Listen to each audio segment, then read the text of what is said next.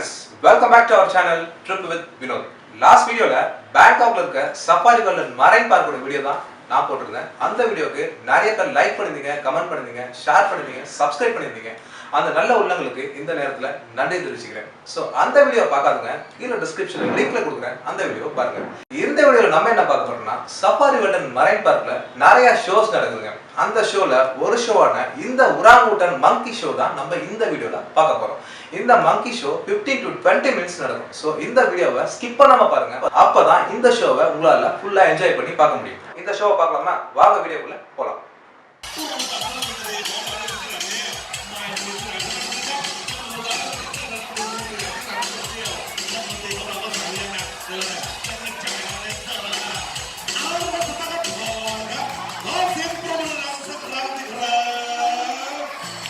เป็นครับแต่สมัยดูเรียนชักเป็นเรื่องมาแล้วไม่ได้มาป้องกันจะไม่ดับเรา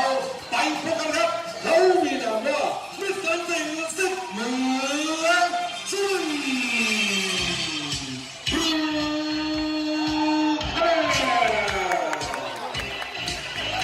เดอะแชมเปี้ยนโชว์แชมป์แอนด์สแปนทำมาทนตั้งใจดีกว่าที่มีอยู่แค่ทำมาทำไมถึงเหลือกันสักถือโอ้ยยังไงร้องอ่ะวิลลี่แฮนซัมเลยทุเรียนฉันเป็นคนที่ต้องมีอยู่ช่วยนอนสเปเชียลชั่นแรกเฮ้ยคุณเป็นโชว์ไม้ตายนะสเปเชียลชั่นโอเคโชว์เลยสเปเชียลแอคชั่นไอโชว์จริงมันจะมาแต่อย่างนี้อีกครั้งหนึ่ง again look at the champion special champ one more one is clear ไม่ต้องไปยืมเดือนนะอุ้ยอย่าเก็บดีอ่ะอยู่เอ๊ะอยู่เล่นแดน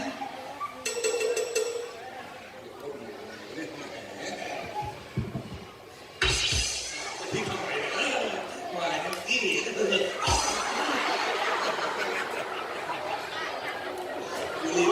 มาเล่นไฟติ้งเอาอย่างนี้ก่อนตอนนั้นตอนการชกคนจะเล่นหรือวอร์มอัพมาไหนนะซิทอัพโชว์ดีกว่าแค่ไหนนะเดี๋ยวซิทอัพโอเคนะ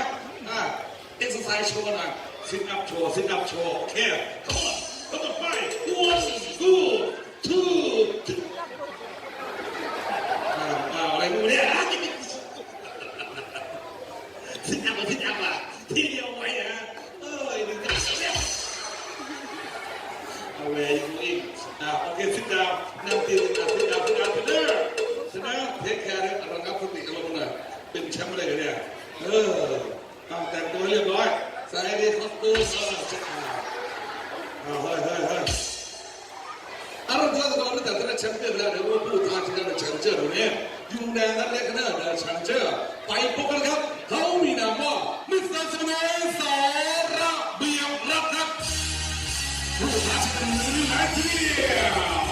เฮ้ยเชลซี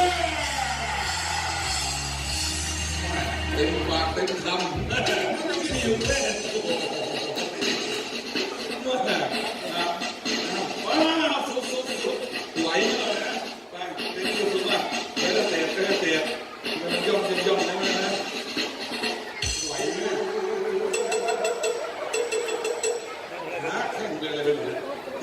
โอเคไม่ถึงตอนแล้วรู้ทักทายผมกับมันสักนานฮัลโหลสบายไหม Give me fire What's up Hello ยิ้มหวานเลยอ่ะ Can you smile ยิ้มหน่อยUgly โอ้ยคำดาวใจเย็นๆเอาดีเป็นเกียรติน้องเรียนมาเนี่ยทักทายกันสวัสดีท่านด้วยกันตามเจ้าข่าวสวัสดีครับมาสเต้นี่สวยนี่อยากจับมือมาละไอ้วันแฮนด์เช็คแฮนด์หน่อยมันหาอยู่จับมือวันแฮนด์เช็คอะไรมั่วเนี่ยถามยังไงน้องนะเรื่องแม็กเกมกูสมมติว่าเป็นดูกูให้มาแฮมวันนี้เกิดเด็กหิววันอยากอะไรโชว์เฟซเนี่ยอยากลองอันเชื่อgive me to him น้องกู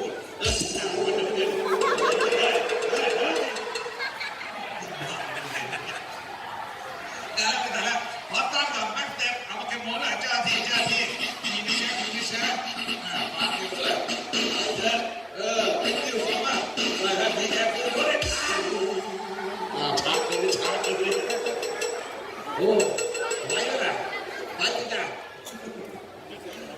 เอาอย่างนี้ล่ะเห็นมาแล้วก็มันเก่งชุดคนเลยจะได้ความสามารถหลากหลายวันนี้โชว์ทุกอย่างสเปเชียลโชว์เนี่ยจะโชว์การเล่นมายากลให้ดูกัน The Magic Show แน่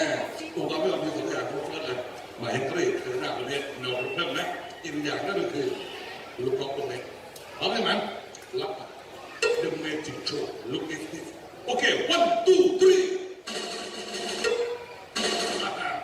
โชว์จะจับโอเค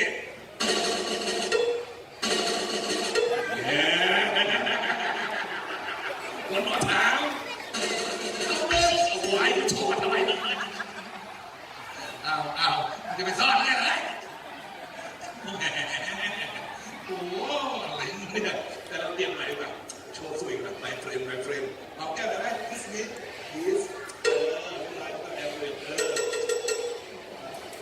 นี่ยพูดถึงอะไรกันสมมติว่าสอนเราไปรับก็จะมีอะไรของโอเคเดี๋ยวฉันจะดูเนี่ยสมมติว่าสอนเราไปรับเล็กคะแนน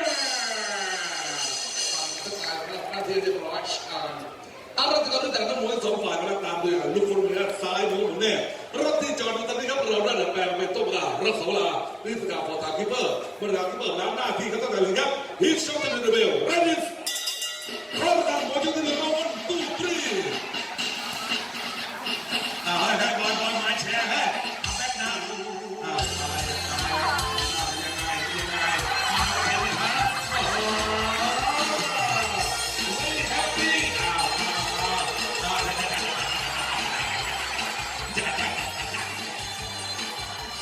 ตอนนี้ก็ยังไม่ได้ทำคิปเปอร์ครับแฟนเตะเราในกระป๋องออกมาเป็นคิวหน่อยเอาละตอนนี้ตัวจริงจริงเราพร้อมอยู่แล้วไปพบกันครับเขามีนามว่ามิสนาตาลีเดอะอาร์คิเปอร์มาแล้วร้อนสวัสดีครับท่านผู้ชมที่การเอาเรื่องทองวันนี้จะต้องเป็นเรื่องของมันเฮ้ยหัวใจยังเป็นฟ้าผ่าไว้เฮ้ยวันนี้ชกกัน5 ยกท้ายเปิดแล้วเดี๋ยวเตือนนะโนกูดนาตาลียูเนสแตนโอเคโนพระรามตีเคลียร์ชิงกับเบลยุทธ์โนเวทีไฟติ้งนะ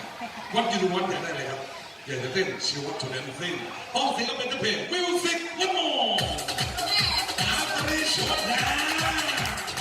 มีกับเบลยุทธ์เราชื่อว่าพีเดนนาตาลี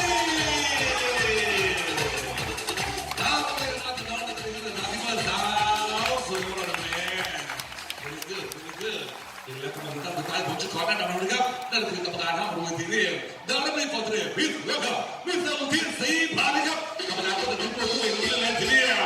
ทุกอย่างพร้อมแล้วสตาร์ทเลยเราวันชกเลยนะอะไรอ่ะวัดกันวันโอเคเขาจะเป็นเรื่องว่าเราสกิลทั้งหมดไทยเช็คทั้งหมดโอเคโน้ตพร้อมสัญญาณโน้ตไฟต้องเช็คกันนะนี่แหละเลยมาที่ไหนก็รีบมาเช็คแชมป์คุณหมดนี่โอเคคุณเช็คแชมป์แต่มาเพลงเชิญแล้วก็จะดูรุนแรงดูโอเคแบ็คทีมฟันดำกันนี่แน่น้ำเสียนี่จะไม่ได้ลูกกระโดดขับป่าแล้วทีนี่ดีถ้าต้องเรื่องเอาเรื่องก่อนการชกมวยเลยครับเราต้องมีการไหว้ครูกันก่อนเอาใส่บ็อกซิ่งลูกเลยใส่เชือกแล้วทราบว่าได้น้อยสมมติว่าสองเราอยู่แล้วที่จะมีชื่อจริงชื่อเอกชัยลูกกันแต่ไหว้ครูนี่ไอ้สไตล์ตลาดนักเรียนไทยดูโลกทั้งหมดเลยเนี่ยมีบางวันในโลกปัจจุบันอายุหลัง16 ปีจะเป็นเทคนิคโอนชกมวยไทยก็45 นัดคือร้อนเป็นเรื่องการทุกอย่างเรื่องว่าเป็นเราเรื่องมันใจเย็นเลยนะครับชมหน้าผู้ท้าชิงสมุทรสาครมีประกันแล้วคะแนนสมุทรเมื่อรับตัวเองเชื่อช่างนั่นคือแข่งขันของอะไรเล็กๆของเพื่อนโอเคที่ดาวเดือดชันเจ้าของดาวหรือว่าแชมเปี้ยนเพลนิ่งพรีวันเก็บตัว3 เดือนเต็มครับต่อมาต้องเป็นพ่อเดียวทราบว่าเส้นน้อยย่างเส้นที่มันจะเห็นตัวนี้ชื่อจริงที่มึงจะครับทำงานด้วยกันเลยที่ผมมีทิ้งทีเดียวชื่อทุกคนก็8 ครับมีเวลาเป็นกันนะครับเราสามารถดู2 หมายทุกเรื่องแชมเปี้ยนเดียวไฟติ้งไฟเตอร์เวลิกูดเลยเนี่ยตัวนี้ไม่ธรรมดานะตัวนี้อะไรมันเป็นการเรียบร้อยเลยจุดแรกแล้วก็ชมหน้าแชมเปี้ยนสมัยนั่นสิ่งที่เดือดสุดดูงานทองตั้งแต่นักหนาเนี่ยฮะเริ่มครับยกที่1ราววันมาตรงนี้สตรีขึ้นมาเพื่อการทำงานให้พวกเราว่าเริ่ม นก็คือพยายามไม่ต้องพูดถึงนะเรียบร้อยโซนดูดีขึ้นกัน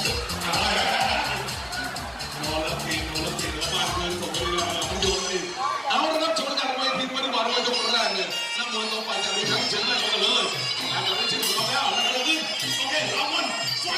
แชมป์แล้วทำไมไม่ชกกันเนี่ยเตือนหน่อยคอมเมนต์มาทำไมถึงกันนะโอเควันมาทำเลนิโก้นี่แข่งกันที่ที่มากันว่าทำที่บางทีไม่แข่งกันแล้วไม่แข่งกันแล้วไม่มายังไงเอาแล้วถึงมากันแล้วใช่ไหมก็ไม่เชื่ออีกคนที่มาดูแล้วตอนนี้ถูกยิงเลยคือถูกยิงโดนของอะไรมันจะมาเป็นตัวบิ๊กยูทูบแล้วนี่พวกเราไม่เอาหรอกเอาเลยละน้ำถึงมาไงเดี๋ยวจะได้พวกเราไม่เชื่อโอ้โหจะโดนมันจะเป็นหัวนับเลย 1 2 3 4 5 6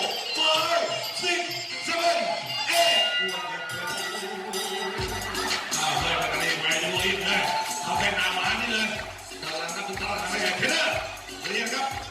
วันพระฤหัสรีวิวก่อนนะชกก็สามทีลุกกันเด็ดพร้อมกันเนาะ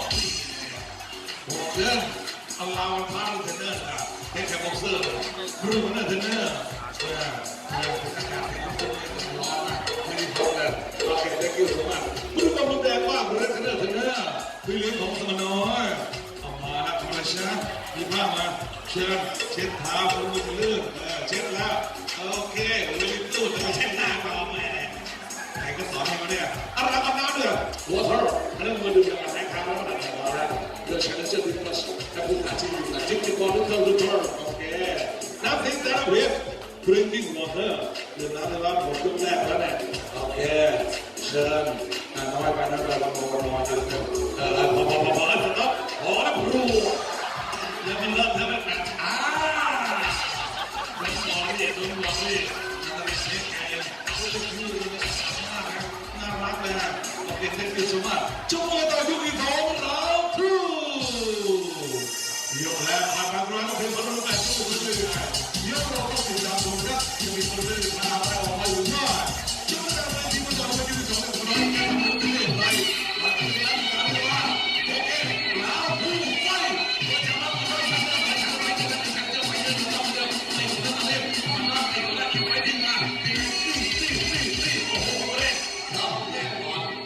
นนับเลย 1 2 3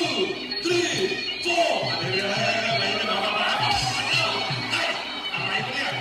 ตัวเล็กมาไงบอกให้เป็นมันเกิดอะไรเลยyou know ไม่ต้องไม่ทำให้มันเป็นอะไรเนี่ยที่เขาคนตู้เราทำเรื่องของเราอยู่แล้วเอาเลยครับเอาเลยรีบเชื่อนะชมรีบแบบเอาตู้เรียบร้อยเดินใช้เจ้าจะไม่ยอมแพ้ปรีแล้วนะตอนนี้ไว้ไงทำสิครับยังต้องวิ่งแบ็คพลิกไปโอ้โหยังไงอย่างนี้ช็อตเลยด็อกเตอร์คุณหมอโอเคอินไซด์ช็อตเลยอยู่โอเคแล้วเพื่อนมาได้เอาไปทำงานที่ไม่พูดถึงเชื่อใจเชื่อหรอส่งไปเชิญโอ้เอาไปชิมว่าเชิญผู้ฟังมาชิมงานในชั้นเจ้าโอเคฉันไหวแล้วนะก็ได้ร่วมงานก็ต้องยุติการแข่งขันครับฉันดูเรื่องต่างๆนักสิ่งที่เหมือนซึ่งฟรีเลยชมเยอะแล้วบอกกันเรื่องอะไรทำเป็นการเดินหน้าเรื่องสองเรื่องเวลาฉันเป็นเรื่องได้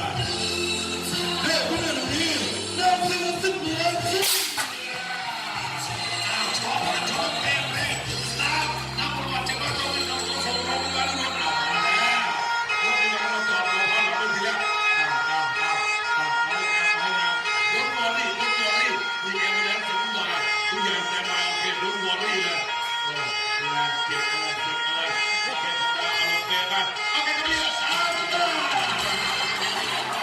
เฮ้ยเป็นหมดหวานเป๊ะครับทำให้กลัวมากเลยนะเอาฝากกันแน่คนนี้เอาแล้วก็มาตามช่วงวันที่เราเดินทางถึงช่วงสุดท้ายแล้วผมได้ติดตามรับชมของคุณรับถึงบ้านนะครับஎன்ன ஃப்ரெண்ட்ஸ் இந்த வீடியோ பிடிச்சிருந்தா லைக் பண்ணுங்க கமெண்ட் பண்ணுங்க ஷேர் பண்ணுங்க சப்ஸ்கிரைப் பண்ணுங்க மறக்காம அந்த பெல் பட்டனையும் கிளிக் பண்ணுங்க அப்பதான் நான் போடுற ஒவ்வொரு வீடியோவும் நோட்டிபிகேஷனா வரும் நீங்க கொடுக்குற ஒரு லைக் கமெண்ட் ஷேர் தான் நான் அடுத்தடுத்து போடுற வீடியோங்களுக்கு ஒரு மோட்டிவேஷனா இருக்கும் மீண்டும் அடுத்த ஒரு வீடியோவில் சந்திக்கும் வரை உங்களிடமிருந்து விடைபெறுவது உங்கள்